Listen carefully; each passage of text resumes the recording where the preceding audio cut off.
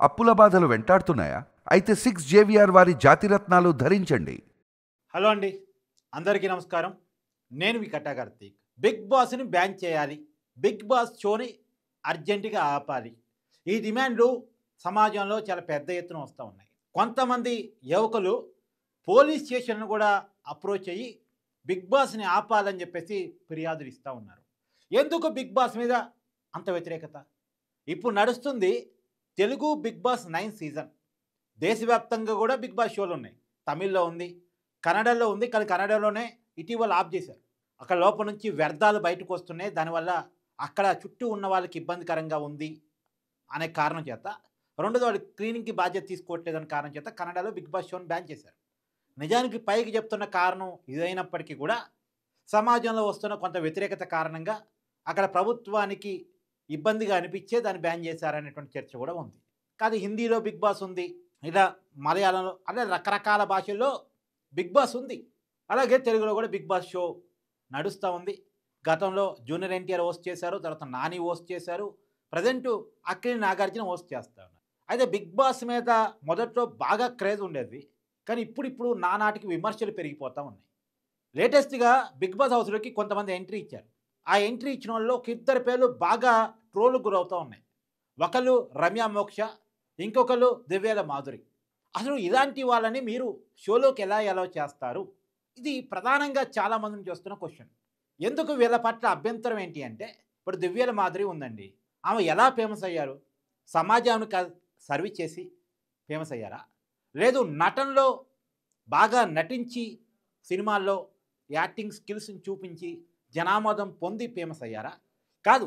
ఆమె ఎలా ఫేమస్ అయ్యారంటే, ఆమె కొన్ని ఇంటర్వ్యూలు ఇచ్చారు దువ్వాడ శ్రీనివాస్ ఎమ్మెల్సీతో కలిసి. దువ్వాడ శ్రీనివాస్ అనేటువంటి వ్యక్తి ఒక ఆంధ్రప్రదేశ్ ఎమ్మెల్సీ, వైసీపీ పార్టీకి సంబంధించిన నాయకుడు. కాకపోతే ఆ పార్టీ సస్పెండ్ చేసింది ఇటీవల. సస్పెండ్ చేయడానికి కూడా ఉన్న కారణం ఏంటంటే, ఈ శ్రీనివాసు మాధురి కలిసి అనేక ఛానళ్ళకి ఇంటర్వ్యూ ఇచ్చారు. వీళ్ళు సహజీవనం చేస్తున్నామని చెప్పారు, మా మధ్య ప్రేమ ఉంది అని చెప్పారు, మా మధ్య అడల్టరీ నడుస్తుంది అని చెప్పారు. ఇక్కడ దువ్వాడ శ్రీనివాస్కి మ్యారేజ్ అయింది, పిల్లలు కూడా ఉన్నారు. వాళ్ళ పిల్లలు కూడా చాలా పెద్ద పిల్లలే, వాళ్ళకి పెళ్ళిళ్ళు చేయాలి, చాలా బాధ్యతలు ఉన్నాయి. కానీ భార్యతో విడాకులు ఇవ్వకుండానే వేరుగా ఉంటూ ఏదో కుటుంబ గొడవలు చెప్తూ ఈమెతోటి సహజీవనం చేస్తున్నాడని. మన దివ్యాల మాధురి, ఈమెకి ఒక కుటుంబం ఉంది, ఈమెకి పిల్లలు ఉన్నారు, ఈమె కూడా విడాకులు ఇవ్వకుండానే ఇతనితో కలిసి సహజీవనం చేస్తుంది. పైకి వీళ్ళు చెప్తుంది అడల్టరీ పర్మిషన్ ఉంది కదా, సుప్రీంకోర్టు అవకాశం ఇచ్చింది కదా, మే ఇద్దరం మేదర్స్ కదా, మా ఇష్టం కదా అనేది ఓకే. కానీ ఇది టెక్నికల్గా లీగల్గా చెల్లుబాటు అవుతుందేమో, కానీ సమాజం దీన్ని రిసీవ్ చేసుకోలేదు. మీరు భార్యకో భర్తకో విడాకులు ఇచ్చి అఫీషియల్గా మీరు పెళ్లి చేసుకుంటాను, అఫీషియల్గా సహజం చేస్తే వేరు. కానీ విడాకులు లేకుండా ఆయన భార్యను వదిలేసి ఈమె భర్తను వదిలేసి వీళ్ళు ఇష్టం వచ్చినట్టు చట్టాపట్టాలు వేసుకొని తిరిగి మా ఇష్టం కదా అంటే ఇది కరెక్టా అనేటువంటిది సమాజం నుంచి వచ్చే క్వశ్చన్. ఈ విషయంలో కొంత నెగిటివ్ ట్రోల్కి గురయ్యారు దివ్యాల మాధురి. ఆ నెగిటివ్ ట్రోల్లో భాగంగా సమాజంలో పెద్ద ఎత్తున ఈమె పేరు తెలిసిపోయింది. మరి ఇలాంటి వ్యక్తిని బిగ్ బాస్ కింద ఎలా అలౌ చేశారు? ఈమెకున్నటువంటి క్వాలిఫికేషన్స్ ఏంటి? ఈమెను ఎందుకు బిగ్ బాస్లోకి అలౌ చేయాల్సి వచ్చింది? అసలు బిగ్ బాస్లోకి ఎంట్రీ కావాలంటే ఉండాల్సిన క్వాలిఫికేషన్స్ ఏంటి? నెగిటివో పాజిటివో సంబంధం లేకుండా ట్రోల్స్ గురి కావాలి, సమాజంలో ఫేమ్ సంపాదించుకోవాలి, అంతేనా అని చాలామంది అడుగుతున్నారు. రేపొద్దున ఒక మహిళ 10 మంది పెళ్లి చేసుకొని అట్లా మోసం చేసి ఫేమస్ అయిందనుకోండి, ఆమెను కూడా బిగ్ బాస్ హౌస్లోకి అలౌ చేస్తారా? లేదు, ఒక వ్యక్తి 10 మంది అమ్మాయిలని వాడుకొని వదిలేసి సమాజంలో ఒక నెగిటివ్ ట్రోల్ గురయ్యాడనుకోండి, అలాంటి వ్యక్తిని కూడా బిగ్ బాస్లోకి అలౌ చేస్తారా? అంటే సమాజంలో నేరాలు చేస్తే, సమాజానికి ఇష్టం లేని పనులు చేస్తే, మన సంస్కృతి సాంప్రదాయాన్ని పాడు చేసే పనులు చేస్తే, దానివల్ల నెగిటివ్ ట్రోల్ వచ్చినా సరే మీరు బిగ్ బాస్లోకి అలౌ చేస్తారా అనేటువంటి క్వశ్చన్ ఇప్పుడు పెద్ద ఎత్తున రేజ్ అవుతుంది. ఇంకోటి రమ్య మోక్ష వాళ్ళ సిస్టర్స్, వాళ్ళు పచ్చళ్ళ వ్యాపారం కూడా పెట్టుకున్నారు. వాళ్ళ సొంత ఇమేజ్ని సంపాదించుకున్నారు ఇన్స్టాగ్రామ్ ద్వారా, రీల్స్ ద్వారా, వీడియోస్ ద్వారా, యూట్యూబ్ ద్వారా, సోషల్ మీడియా ద్వారా తమకంటూ ఒక పాపులారిటీని సంపాదించుకున్నారు. అంతవరకు ఓకే. కానీ వాళ్ళు చాలా కష్టపడి పాపులారిటీని సంపాదించుకున్నప్పుడు, పచ్చళ్ళ వ్యాపారం పెట్టినప్పుడు వాళ్ళని ఎవరు గుర్తించలే. కానీ ఈ రమ్య మోక్ష ఒక కస్టమర్ని బూతులు తిట్టింది. పచ్చళ్ళ కోసం వీళ్ళు వాట్సాప్ నెంబర్ ఒకటి పెట్టారు ప్రమోషన్ కోసం, అంటే మార్కెటింగ్ కోసం. ఆ వాట్సాప్ నెంబర్లో ఒక వ్యక్తి అప్రోచ్ అయితే ఈ రేట్ చూసి వామ్మో ఇంత రేటా అని అడిగినందుకు రకరకాల బూతులతో ఆ కస్టమర్ మీద ఆమె విరుచుకు పడిందట. అప్పట్లో బాగా ఈ విషయమే చర్చలు నడిచాయి.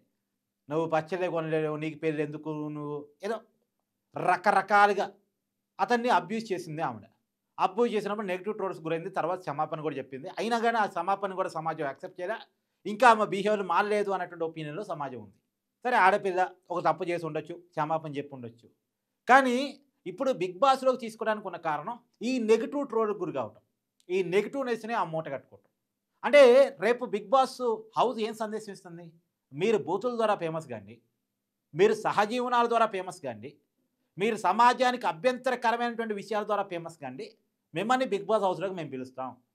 మీరు ఫేమస్ కావడానికి ఏదో ఒకటి చేయండి. దొంగతనాలు చేస్తారా, దోపిడీలు చేస్తారా, మర్డర్ చేస్తారా, మానభంగాలు చేస్తారా, మోసాలు చేస్తారా, కుట్రలు చేస్తారా, మాకు సంబంధం లేదు, మీరు ఫేమస్ అయ్యి ఉంటే మేము పిలుస్తాం అని చెప్పదలుచుకున్నారా? ఇది సమాజం నుంచి వస్తున్నటువంటి క్వశ్చన్.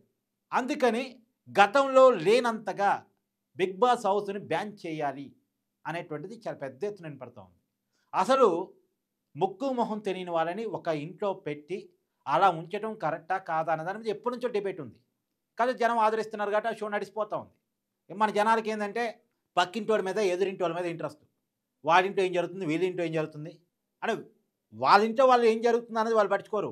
అంతకన్నా వాళ్ళింట్లో అసలు తినడానికి తిండి ఉందా, టికానం ఉందా అని కాదు, పక్కింటోళ్ళు ఎలా ఉన్నారు, వాళ్ళలో ఏమైనా గొడవలు ఉన్నాయా, వాళ్ళకి ఏమైనా అఫైర్స్ ఉన్నాయా, వాళ్ళలో వాళ్ళకి విభేదాలు ఉన్నాయా, పక్కింటో అన్నదమ్ములు కొట్టుకుంటున్నారా, భార్య భర్తలు కొట్టుకుంటున్నారా, తండ్రి కొడుకులు కొట్టుకుంటున్నారా, తల్లి కూతుళ్ళు కొట్టుకుంటున్నారా, ఆవిడెవరు చూస్తుంది, ఆయన ఎవరిని చూస్తున్నారు, ఈ ఇంట్రెస్ట్ సహజంగా మన జనాలకి కొంత ఎక్కువ.